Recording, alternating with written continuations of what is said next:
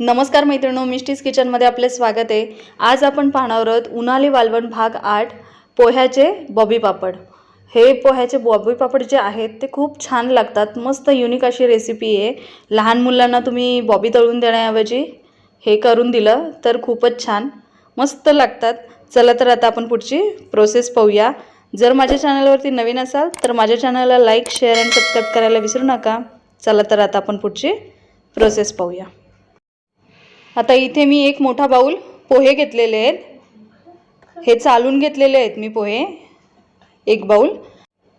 आपले जे हे पोहे आहेत ते आता आपण कढईमध्ये छान भाजून घेणार आहोत। व्यवस्थित कडक होईपर्यंत भाजायचे आहेत। हे लाल होऊ द्यायचे नाहीयेत, फक्त नुसते भाजायचे। कडक होईपर्यंत व्यवस्थित हलवायचे। हे पहा, अशा पद्धतीने सर्व पोहे मी भाजलेले आहेत। छान व्यवस्थित कडक झालेले आहेत। आता आपण हे मिक्सरला बारीक वाटून घ्यायचे। मिक्सरच्या भांड्यामध्ये घालून थोडं थोडं घालून हे व्यवस्थित वाटून घ्यायचे। याची पावडर फॉर्म तयार करायचे। झाकण लावू आता आपण आणि हे मिक्सरला बारीक वाटून घेऊया। हे आता तुम्ही पाहू शकता, याचं मी पीठ तयार करून घेतलेलं आहे। हे अशा पद्धतीने छान वाटून घ्यायचे आणि आता आपण हे चाळणीच्या सहाय्याने चाळून घ्यायचे। व्यवस्थित असं चाळून घ्यायचं पूर्ण। हे अशा पद्धतीने पूर्ण चाळून घेतलंय। याच्यामध्ये आपण चवीनुसार मीठ घालून घेणार आहोत। मीठ थोडंसं जास्त घाला, कारण याला पाणी खूप लागतो। आणि लाल तिखट मसाला घालायचा आहे चवीनुसार। याच्यामध्ये आता आपण पापडखार घालायचं आहे। पापडखार 1 चम्मच घातलाय मी एक बाउलला आणि हे व्यवस्थित हाताच्या साहाय्याने मिक्स करायचं आहे। मीठ यासाठी मी जास्त बोलते की याला पाणी खूप लागतं, मग ते आळणी लागतात, म्हणून थोडंसं जास्त मीठ, थोडंसं किंचित जास्त घाला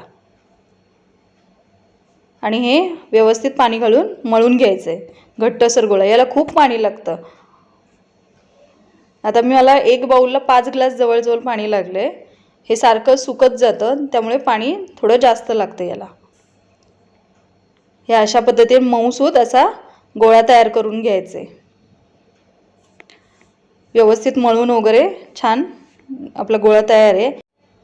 आता इथे मी जाळी घेतलेली आहे। आपली जी पापडी शेव असते त्याची जाळी घ्यायची आहे आणि सोऱ्या घ्यायचं। याला आतून थोडंसं मी ऑइल लावलेलं आहे आणि आता पिठाचा एक गोळा घ्यायचा। व्यवस्थित तो लांब करायचा, हाताच्या साहाय्याने मळून घ्यायचं त्याला व्यवस्थित असा।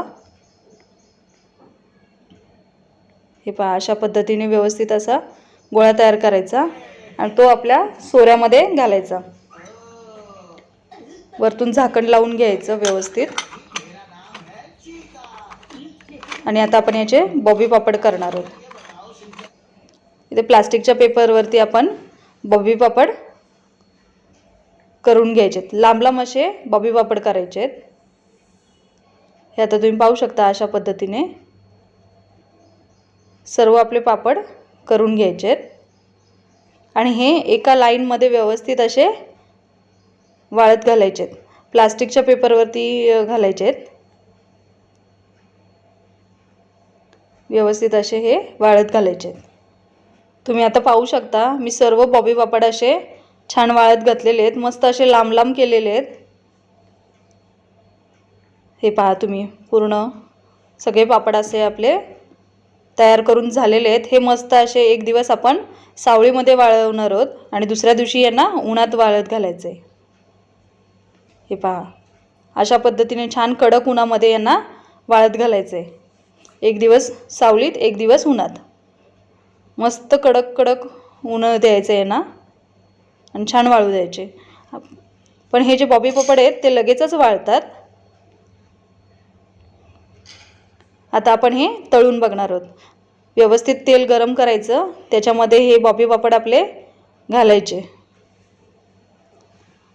तुम्ही पाहू शकता, मस्त असे लांब लांब फुलतात, खूप छान फुलतात हे, तुम्ही पाहू शकता। मस्त असे लांब लांब आपले पापड तयार होतात, लगेचच छान फुलले जातात आणि त्यांना आलटून पलटून छान व्यवस्थित तेलामध्ये फ्राय करायचं।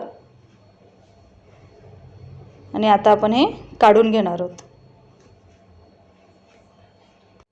आता तुम्ही पाहू शकता आपले सर्व बॉबी पापड असे तळून तयार आहेत।